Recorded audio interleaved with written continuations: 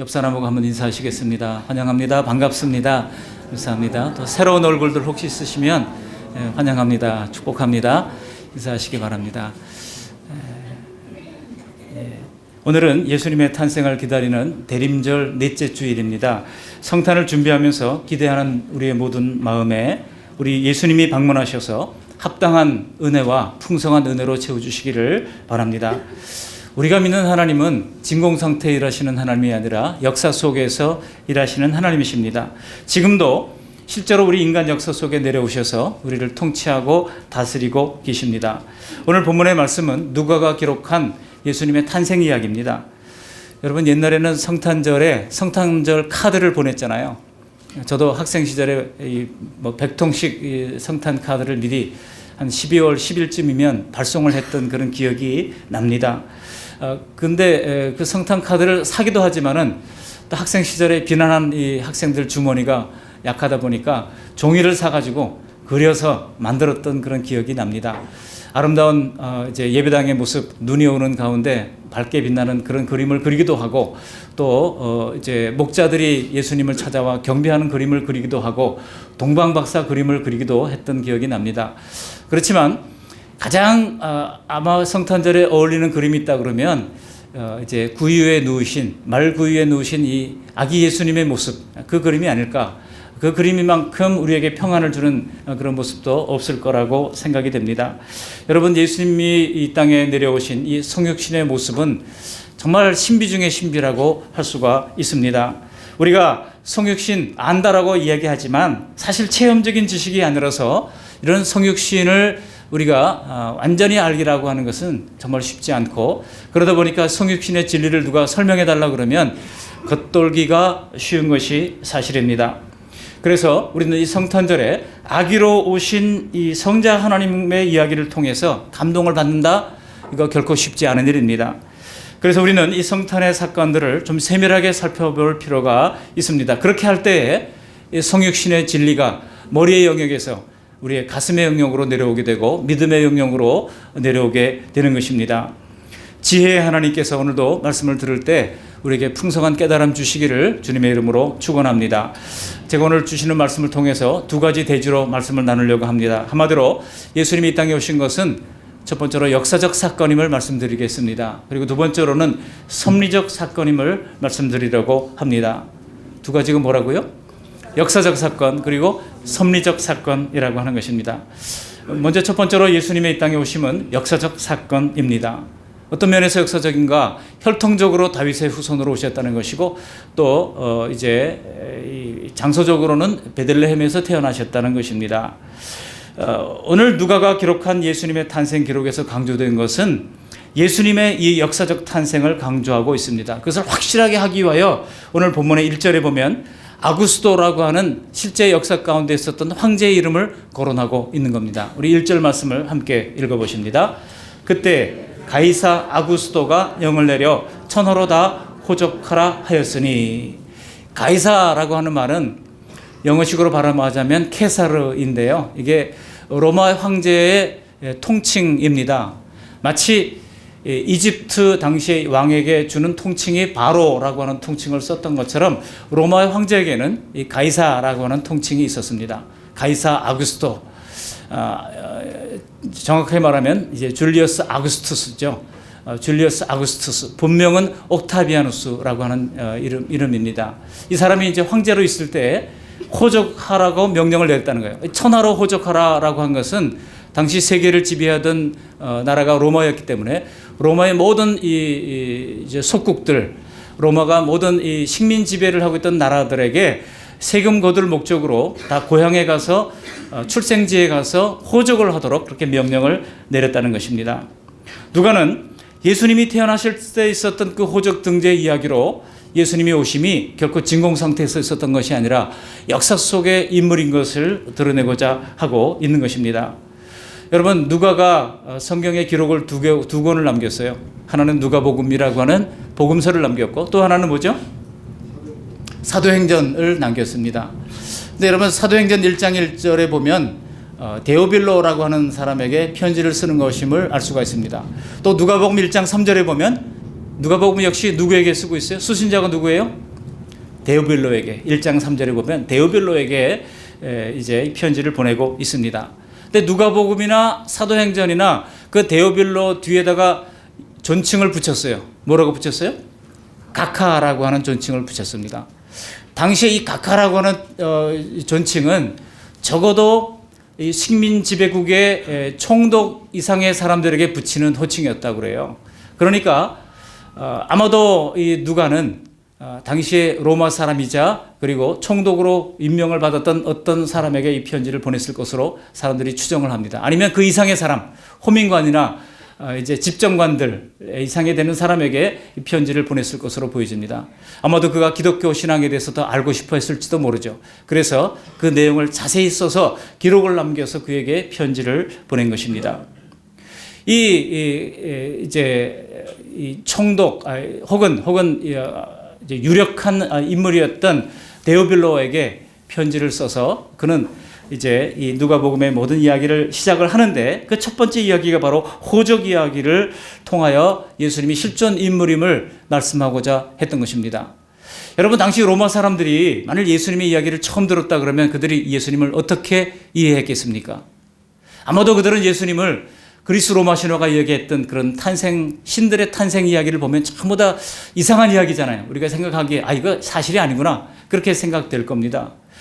그리스 로마를 여행해 보셨던 분들 수많은 그런 로마의 신화 이야기로 모든 유적지가 이렇게 이제 만들어져 있는 것을 볼 수가 있습니다.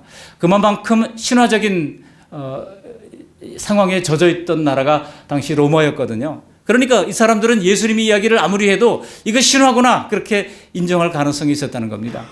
그래서 누가가 바로 데오빌로에게 편지를 쓰면서 예수님의 신화가 아니라 바로 가이사 아구스도 때에 탄생하신 실제적인 인물임을 소개를 해주고 있는 것입니다. 그래서 여기 2장 1절 2절을 보시면 당시 로마인들이 익히 알고 있었던 아구스도 황제 그리고 구레네 총독이 수리아 총독으로 있었을 때 처음 이 호적을 한 것이라고 말씀하고 있습니다. 물론 나중에 수리아와 유대 총독이 나중에 나뉘게 됩니다만 처음에는 유대와 수리아가 하나의 총독이 지배를 하고 있었어요. 근데 쿠레니어스라고 하는 사람이 이제 수리아의 총독으로 있었을 때 처음으로 했던 것이라고 소개를 함으로써 이것이 시대와 벗어난 어떤 이야기가 아니라 실제적인 인간 역사 속에서 예수님이 탄생하셨음을 소개를 해주고 있습니다. 예수님의 이야기를 들어보세요. 초자연적인 잉태 아닙니까? 성령으로 잉태되어서 마리아에게 나셨다. 여러분 이거 어떻게 이해할 수 있습니까? 우리의 인간 이 지성으로 이해가 되지 않는 것입니다. 그래서 로마 사람들에게 이것이 신화로 읽힐 것을 염려한 누가는 데오빌로 가카에게 이것이 신화가 아니라 실제 역사적인 사실임을 말씀하고 있는 것입니다. 우리 정통 기독교는 예수님의 동정녀 탄생을 믿습니다. 보통 사람과 똑같이 태어나신 것도 분명한 사실이고 동정녀로 탄생한 것도 분명한 사실로 믿습니다. 예수님은 그저 어떤 신화 속의 인물이 아닙니다. 우리와 똑같은 사람으로 신성과 인성을 동시에 가지신 분이십니다. 예수님이 신이다. 이거는 기독교 정통 교리에서 이단으로 정죄됐습니다. 예수님은 사람이다. 이것도 이단으로 정죄됐습니다. 신 같은 하나님이다. 이것도 이단으로 정죄됐습니다. 또 하나님 같은 신이다. 사람 같은 신이다. 혹은 이제 하나님 같은 이제 사람이다. 다 이단으로 정죄됐던 것입니다. 예수님은 정통 교리에서 말하는 예수님은 어떤 분이십니까? 완전한 사람이면서 완전한 하나님이다. 이게 우리 이성으로 이해하기가 상당히 어렵습니다. 그러나 정통 교리는 계속해서 우리에게 그것을 가르쳐주고 수많은 이제 성경 구절들을 통해서 입증해주고 있는 것입니다. 우리 한국 사람들이 이 사실을 또 어떻게 받아들이겠습니까? 이미 2000년 전의 이야기가 아닙니까? 그런데다가 머나먼 이제 저 중동 땅의 이야기입니다. 우리가 그런 상황에서 복음서를 읽다 보니까 이것을 사실로 받아들이기가 참으로 어려운 경우가 많습니다. 하지만 여러분, 우리는 이 사실을 이미 고등학교 시간에 세계사 속에서 다 배웠을 거라고 믿습니다. 가이사 아구스도, 옥타비아누스, 원래 본명이 옥타비아누스라고 그랬죠. 장군이었습니다. 로마에 혁혁한 공로를 세웠던 장군 몇 명이 있었는데 그중에 안토니우스라고 하는 사람이 있었고 훨씬 더 유력한 사람이었죠. 그리고 이 옥타비아누스가 황제 자리를 놓고 서로 쟁투를 벌입니다. 그 결과 누가 승리했습니까? 대부분 사람들이 안토니우스를 지지했어요. 안토니우스가 황제가 되는 것이 기정사실이 되어 있었을 상황입니다. 그런데 변수가 생깁니다. 어떤 변수가 생깁니까? 클레오파트라라고 하는 변수가 생깁니다. 안토니우스가 클레오파트라를 보는 순간 이제 사랑에 빠지게 됩니다. 그래서 그가 황제를 위하여 쟁투를 해야 할 모든 쟁투를 내려놓고 클레오파트라를 얻기 위하여 정신을 잃는 순간에 이제 옥타비아누스가 황제가 된 겁니다. 아구스토가 황제가 된 거예요. 여러분, 그래서 파스칼이 유명한 말을 했잖아요. 클레오파트라의 코가 조금만 더 납작했더라면 세계 역사가 달라졌을 것이다. 그런 얘기를 파스칼이 남기기도 했던 것입니다. 이거 우리가 이미 다 역사 시간에 배웠잖아요. 가물가물합니까? 기억이 나시나요? 여러분, 기독교 역사는요, 결코 어떤 진공 상태에서 주어진 것이 아닙니다. 실제 역사 속에서 들어왔다고 하는 것을 우리가 알 수가 있다는 것입니다. 여기에 하나님의 놀라운 이제 신적 개입이 있게 된 것입니다. 세계 역사가 무의미하게 제멋대로 흘러가고 있었던 것 같지만은, 그러나 하나님께서 그 세계 역사 가운데 놀라운 방식으로 하나님께서 개입하셔서 역사를 이끌어 오셨다고 하는 것입니다. 임신한 마리아와 약혼자 요셉도 황제의 칙령을 지켜야 하기 때문에 그들이 그 먼 거리를 거쳐서 이제 베들레헴으로 와야 했습니다. 그들이 살던 나사렛에서 베들레헴까지는 약 150km 떨어져 있습니다. 실제로 지금 버스를 타고 가면은요, 버스를 타고 가도 한 2시간 반 정도 자동차로 가야 하는 거리입니다. 그런데다가 당시에는 자동차도 없었잖아요. 아마도 가난한 이 요셉과 마리아는 걸어서 이제 호적을 하러 베들레헴까지 가야 했을 것입니다. 지금 혹시 예루살렘을 이제 이스라엘을 여행하시는 분들은 여러분도 여행하게 될 기회가 있을 거라고 저는 봅니다만, 이제 베들레헴으로 가는 게 참 쉽지는 않습니다. 왜냐하면 베들레헴은 위치적으로 이스라엘 나라 안에서도 웨스트뱅크에 속해 있는 지역입니다. 여러분, 웨스트뱅크는 지금 누가 많이 살고 있죠? 무슬림들이 많이 살고 있습니다. 그래서 웨스트뱅크로 들어가기 위해서는요, 6m가 넘는 이 높은 이 돌담을 지나가야 합니다. 높은 콘크리트 벽을 뚫고 지나가야 되는데, 거기에 이렇게 아치형으로 된 문이 있고, 버스가 지나갈 때마다 이제 실탄을 장전한 이스라엘 군인들이 검은 안경을 끼고 사람들의 지나가는 눈동자 하나하나를 살피면서 이 사람들이 스파이인가 아니면 테러범인가 살피면서 그렇게 지나가야 돼요. 약간 좀 무시무시합니다. 그렇게 해야 들어갈 수 있는 곳이 베들레헴입니다. 그 베들레헴, 예루살렘으로부터는 약 15km 밖에 떨어지지 않아서 예루살렘 권역이라고 할 수가 있습니다. 예수님 당시에는 아주 정말 지독한 강촌 중에 하나라고 할 수가 있습니다. 예수님께서 그곳에 태어나야 했어요. 왜 그렇습니까? 여러분, 역사적으로 보면 이제 거기에 그들이 호적을 하기 위해서 가야만 했지만은, 하나님의 섭리가 그곳에 태어나도록, 메시아가 그곳에 태어나도록 성경에서 이제 특정하고 있기 때문입니다. 더구나 그 이름이 뭐예요? 베들레헴입니다. 베슬레헴이라고 하는 말은, 베스라고 하는 말은 원래 집이라고 하는 뜻이에요. 그리고 레헴이라고 하는 말은 떡이라는 뜻입니다. 그러니까 예수님은 떡집에서 태어난 거예요. 베들레헴은 말 그대로 떡집입니다. 요한복음 6장에 보시면 예수님께서 나는 생명의 떡이라 말씀하고 있습니다. Bread of Life라고 그랬죠. 나는 생명의 빵이라, 생명의 떡이라 말씀하셨는데, 그야말로 떡집에서 떡이 난 것입니다. 그래서 이 땅에 굶주린 많은 사람들에게, 영적으로 육적으로 굶주린 사람들에게 떡을 주시고자, 아니면 자신이 떡이 되시고자 이 땅에 오신 것입니다. 오늘 여기 3절부터 5절까지 보시면 예수님은 이런 황제의 칙령을 따라서 그 부모가, 만삭의 마리아가 요셉의 손을 잡고 함께 그 머나먼 길을 걸어서, 더구나 여러분, 이 이스라엘의 지형이 보면은요, 이스라엘 지도를 놓고 보면은 라마라고 하는 동네가 한 30군데 이상이 검색이 됩니다. 라마라는 지역이 많아요. 라마의 뜻이 뭔지 아십니까? 언덕이라는 뜻입니다. 높은 언덕이 있고 작은 언덕이 있고, 그래서 아주 큰 언덕을 산이라고 부르고, 수많은 언덕들이 있습니다. 여러분, 실제로 예루살렘이 해발 표고가 해발 800m 정도에 위치하고 있습니다. 반면에 예루살렘에서 서쪽으로 계속 내려가면 사해가 나오는데요, 사해는 해발 표면보다 마이너스 400m로 더 내려가야 돼요. 굉장히 낮은 지역입니다. 이미 갈릴리 호수 자체가 해발 마이너스 150m예요. 그러니까 이스라엘은요, 그렇게 이 불쑥불쑥한 그런 그 요철이 많은 그런 지형을 가지고 있습니다. 올라갔다가 내려갔다가 그 만삭의 몸으로 마리아는 그 험난한 길을 걸어서 아마도 수일 동안 걸어서 그렇게 베들레헴으로 왔을 것입니다. 여기 3절부터 5절까지 말씀 함께 읽어보시겠습니다. 모든 사람이 호적하러 각각 고향으로 돌아가매 요셉도 다윗의 집 축속이므로 갈릴리 나사렛 동네에서 유대를 향하여 베들레헴이라 하는 다윗의 동네로 그 약혼한 마리아와 함께 호적하러 올라가니 마리아가 이미 잉태하였더라. 특별히 여기 4절 말씀 안에는요, 이 호적 등재로 말미암아 자연스럽게 드러나는 중요한 역사적 사실이 빛을 발합니다. 먼저 예수님이 탄생하신 베들레헴은 원래 다윗의 동네라고 하는 것입니다. 다윗이 태어난 곳이라고 하는 것입니다. 우리가 다윗이 이 역사를 잘 읽어보시면 이 다윗의 위로 올라가면요, 룻기에 보면 보아스라고 하는 사람이 나옵니다. 그래서 마태복음 1장 5절 6절에 예수님의 족보를 이야기할 때에 보아스는 루색에서 오벳을 낳고 오벳은 이새를 낳고 이새는 다윗 왕을 낳으니라 그랬어요.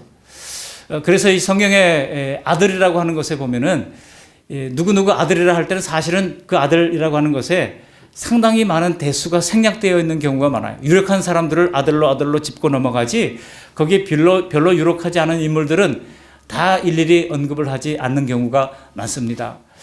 그래서 마태복음에 보면은 예수님의 그 족보를 다우드 이 다우드라고 하는 이제 히브리어는 알파벳마다 다 숫자가 붙어 있거든요. 다우드를 합하면 14가 됩니다.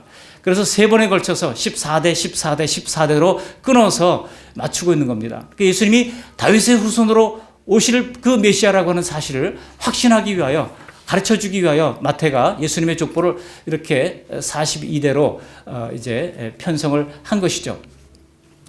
여러분, 메시아로 오신 예수님은 선지자의 예언을 다 충족시켜야만 했습니다. 예언대로 오셔야 사람들이 바로 그분이야말로 구약 성경이 예고하고 있던 그 선지자가 예고하고 있던 메시아가 맞구나 알아볼 것 아니겠습니까? 그 예언 가운데 하나가 바로 메시아는 혈통적으로 다윗의 후손이어야 한다는 겁니다. 하나님은 예레미야 선지자를 통하여 예언한 바가 있습니다. 예레미야 23장 5절에 보시면 보라 때가 이르리니 내가 다윗에게 한 의로운 가지를 일으킬 것이라. 그가 왕이 되어 지혜롭게 다스리며 세상에서 정의와 공의를 행할 것이라. 오늘 본문 4절에 먼저 요셉이 다윗의 집 후손이라는 사실이 이렇게 밝혀지게 되는 겁니다.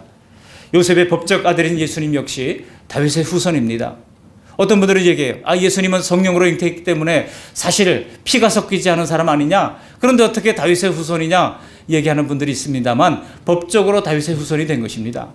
요셉이 다윗의 후손이고 마리아도 혈통적으로 따지면 마리아도 다윗의 후손입니다. 다윗의 후손과 다윗의 후손이 만나서 정말 이제 오실 메시아로 예고됐던 다윗의 후손 예수님을 성경은 분명히 이제 이야기하고 있는 것입니다. 다윗의 후손으로 인정되어서 혈통적으로 다윗의 후손일 뿐만 아니라 또한 이제 장소적으로도 베들레헴에서 태어나도록 되어 있었다고 하는 것입니다. 미가서 5장 2절에 보시면 베들레헴 에브라다야 너는 여러 고을 중에 작지 아니하도다. 내게서 한 의로운 가지가 나실 것이다. 예언이 되어 있었어요. 미가서가 예언하고 있습니다. 그 미가서의 예언 그대로 예수님께서 메시아로 오시기 위하여 바로 이 베들레헴에서 탄생해야 했던 것입니다. 요셉과 마리아는 그래서 고향을 떠나기 위하여 그들이 살고 있던 나사렛을 떠나서 그 먼 거리를 이제 수일에 걸쳐서 150km나 떨어진 베들레헴까지 어려운 여행을 해야 했던 것입니다. 만일 그때 황제의 호정 명령이 떨어지지 않았다 그러면 예수님은 필시 나사렛에서 출생했을 것이 분명합니다. 그러나 아우구스토, 이 옥타비아누스, 이 황제의 명령이 떨어져서 굳이 요셉은 만삭의 아내를 데리고 이제 고향 마을로 가게 된 것입니다. 이것은 바로 미가서의 예언을 성취하기 위하여 하나님께서 예비하신 섭리 가운데 이루어진 일입니다. 그들이 의논해가지고 우리가 예수님도 미가서 예언을 성취하기 위해서 베들레헴으로 가야 되겠다 그렇게 하지는 않을 겁니다. 그들은요, 이 아구스토의 명령이 훨씬 더 두려웠던 겁니다. 우리의 생명을 주관할 수 있는 당시 그 상황 속에서는 그 황제의 명령을 거역한다고 하는 것은 너무나도 어려운 일이었기에 만삭의 몸임에도 불구하고 아내 마리아를 데리고 요셉은 그 먼 거리를 걸어서 이제 베들레헴까지 갈 수밖에 없었다고 하는 것입니다. 그렇지만 그렇게 절묘한 타이밍 속에 예수님은 메시아로 이 땅에 오게 된 것입니다. 이렇게 예수님은 구약 성경에 예언한 대로 다윗의 후손으로서 베들레헴에서 태어나신 메시아가 분명하다는 사실이 인정된 것입니다. 요즘 같으면 뭐 인증번호 찍은 거라고 할 수가 있죠. 인증번호 찍으세요. 인증번호 찍어야 뭐 다 되잖아요, 요즘은. 그런 것처럼 예수님께서 바로 이 베들레헴에서 그리고 다윗의 혈통으로 오심으로써 이제 예수님이 실제적인 역사적인 인물임이 확인이 된 것입니다. 두 번째로 제가 이 섭리적 사건임을 말씀드리고자 합니다. 이렇게 예수님은 역사적 사건으로 이 땅에 오셨고 또 섭리적 사건으로 이 땅에 오신 것입니다. 여러분, 과연 역사 위에 하나님께서 움직이고 계시다고 하는 사실이 느껴지지 않습니까? 사람들은 황제가 정책을 세우고 모든 것을 주관한다고 생각했지만은 그러나 거기에는 하나님의 특별한 섭리가 개입하고 있었다고 하는 사실입니다. 우리가 하나님의 자녀로 살아갈 때도 마찬가지입니다. 우리도 때때로 신기한 일을 만날 때가 있습니다. 내가 계획하고 내가 고민하고 내가 기도하는 일들이 어느 순간 마치 퍼즐이 맞춰지듯이 하나하나 조각조각 맞춰지는 그런 경험을 했던 적이 있을 겁니다. 그럴 때 우리는 정말 하나님이 살아계시구나, 하나님이 역사하시구나 하는 것을 느끼게 됩니다. 물론 그 과정은 마치 만삭의 마리아가 위험한 베들레헴 여정을 떠나야 했던 것처럼 순탄치 않을 수도 있습니다. 우리는 우리의 앞길이 시온의 대로처럼 형통하게 펼쳐지기를 바라지만 다 그렇게 되지는 않는 것을 우리가 잘 알고 있습니다. 또 우리가 만일 승승장구한다고 하더라도 그것이 다 좋은 것만도 아니라고 하는 것을 우리는 알 수가 있습니다. 그러니까 어려운 일이 있다고 해서 다 나쁜 것도 아니에요. 또 좋은 일이 있다고 해서 다 좋은 것만도 아니라고 하는 사실을 우리는 이미 다 경험을 통해서 알고 있습니다. 우리의 모든 삶이 고난이나 역경이나 또 순경이나 역경이나 다 하나님의 인도와 계획 안에 있다고 해도 때때로 우리에게는요, 불편한 일들을 만나게 하시는 것입니다. 아니, 오히려 하나님은 일부러 우리에게 불편한 일, 어려운 일, 고난의 일을 만나게 할 때가 있어요. 왜 그렇습니까? 바로 그 고난을 통해서 우리가 하나님 앞에 엎드리게 하시는 것입니다. 바로 그 고난을 통해서 주님과 교제를 회복하기를 원하시는 것입니다. 내 멋대로 살다가 잘 되는 줄 알았더니 그게 안 되라고 하는 것을 깨닫게 하기 위하여 하나님께서는 의도적으로 우리에게 고난을 통해서 우리를 연단하기도 하시는 것입니다. 그렇다면 여러분, 그 고난은 축복입니까? 그 고난은 정말 형벌입니까? 오히려 축복일 수가 있다는 거예요. 때로는 우리는 이해할 수 없는 환경 속에서 당혹스럽고 번거롭고 힘든 일들을 보면서 하나님 앞에 호소할 때가 있습니다. 그렇지만 그런 것조차도 하나님의 큰 그림 속에서 우리를 가장 선한 길로 인도하기 위한 하나님의 섭리적인 손길이 있음을 믿으시기를 바랍니다. 때로는 예기치 못했던 사건들이 생길 수 있습니다. 때로는 예기치 못한 사건들을 말미암아 우리 인생의 방향이 확 바뀌기도 하는 것입니다. 오늘 호적 등재의 과정을 절묘하게 기획하셨던 하나님께서는 오늘 우리들의 인생 가운데서도 그렇게 우리의 앞날과 미래를 기획하고 계시는 줄 믿습니다. 하나님은 절대로 우리에게서 손을 놓고 계시지 않습니다. 오늘도 아마 하나님께서 우리의 손길을 이끌어서 예배하도록 이끌어주지 않았다고 하면 이렇게 복된 예배의 자리에 나올 수가 없었을지도 모릅니다. 핑계들 10가지 이상의 핑계들이 있었을지 몰라요. 피곤하니까, 감기 걸렸으니까, 몸이 안 좋으니까, 또 도로 포장한다니까, 오다가 보니까 들어오지 말라고 그러니까 이참에 그냥 잘 됐다 하고 획 돌려서 가신 분이 있을지도 몰라요. 여러분, 하나님이 인도하신 성탄의 장소가 왜 하필 가축을입니까? 왜 하필 가난한 집안에서 태어나야만 했습니까? 모든 것을 예비하시는 여호와의 일의 하나님이시라면 정말 우리 하나님께서 정말 별의별 걸 다 예비하시는 거 우리가 다 알잖아요. 그런 경험하잖아요. 정말 하나님이 참 작은 것 하나라도 잘 준비하신다. 제가 어떤 건물에 볼리비스에서 내려갔는데요. 주차할 곳이 없더라고요. 뱅뱅 도는데 갑자기 제 바로 앞에서 어떤 차가 싹 빠져나가더라고요. 제가 할렐루야 그랬어요. 그랬더니 아내가 그게 할렐루야를 할 일이냐고 그래서 잠깐 다투었습니다. 할렐루야 할 일이죠. 예. 여러분, 우리 교회도 지금 주차하기가 어려운 이제 점점 그렇습니다. 그런데 그러다가 자리가 딱 나면 얼마나 기분이 좋습니까? 여호와 이레다라고 하면서 우리가 얼른 들어가면서 감사기도 하잖아요. 그렇게 준비하시는 하나님께서, 때로는 사소한 일까지 다 준비하시는 하나님께서 정작 하나님은 독생자를 이 땅에 내려보내실 때 따뜻한 잠자리 하나 준비하지 않으셨다는 것입니다. 왜 그랬겠습니까? 저는 여기에도 하나님의 놀라운 섭리가 있다고 믿습니다. 예수님은 잉태되는 순간 이미 인류의 죄를 감당할 그런 고난을 당하고 계셨던 것입니다. 태중에서부터 그 먼 거리의 여행을 감당해야 하셨던 것입니다. 마국간에 태어나신 예수님은 초라한 강보에 쌓여서 딱딱한 여물통에 아기 몸을 눕히셔야 했습니다. 그뿐만입니까? 마태복음 2장을 보시면 헤롯 왕이 동방에서 빛나는 별을 보고 찾아온 박사들을 이제 접견한 이후에 왕이 태어난다는 소식을 듣고 소동합니다. 그래서 선자들 또 율법학자들을 다 불러가지고 왕이 난다면 어디서 나겠느냐 물어보니까 다 이구동성으로 베들레헴에서 납니다 얘기를 하는 거예요. 여러분, 그 일 이후에 어떤 일이 일어납니까? 베들레헴에서 태어난 2살 이하의 영아들이 다 죽어나가는 영아 살해를, 끔찍한 일들이 일어나게 되는 것이죠. 다행히 우리 예수님은 천사의 지시하심을 따라 이제 이집트로 내려가서 피신을 하게 됩니다. 여러분, 카이로에 가면은요, 예수님이 머물다가 갔던 장소라고 알려진 곳에 기념교회가 세워져 있습니다. 그래서 예수님은 여러분 이제 이 나사렛에서 온 것과는 비교도 할 수 없는 이국 땅으로 망명까지 가야 했던 그 어린 영아의 몸으로 말이죠. 그렇게 먼 거리까지 그 뜨거운 사막을 지나서 이제 고난을 당하셔야만 했던 것입니다. 우리 예수님은요, 이처럼 멀고 먼 여행길을 태중에서부터 했고 또 태어나자마자 해야만 했던 그런 고난의 인생을 살았습니다. 더구나 성전기에는 가난한 가정에서 태어나지 않았습니까? 실제로 육신의 아버지 요셉은요, 예수님 낳은 이후에도 최소 6명을 더 낳았어요. 동생들이라고 했는데, 거기 뭐 우리가 잘 아는 야고보, 그리고 또 디도 이런 사람도 있지만은요, 그 외에 이름이 알려지지 않은 그런 형제들, 그리고 또 여동생들까지 해서 최소 6명 정도가 있을 것으로 추정하고 있습니다. 더 많을 수도 있죠. 그러니까 적어도 7남매 장남이에요.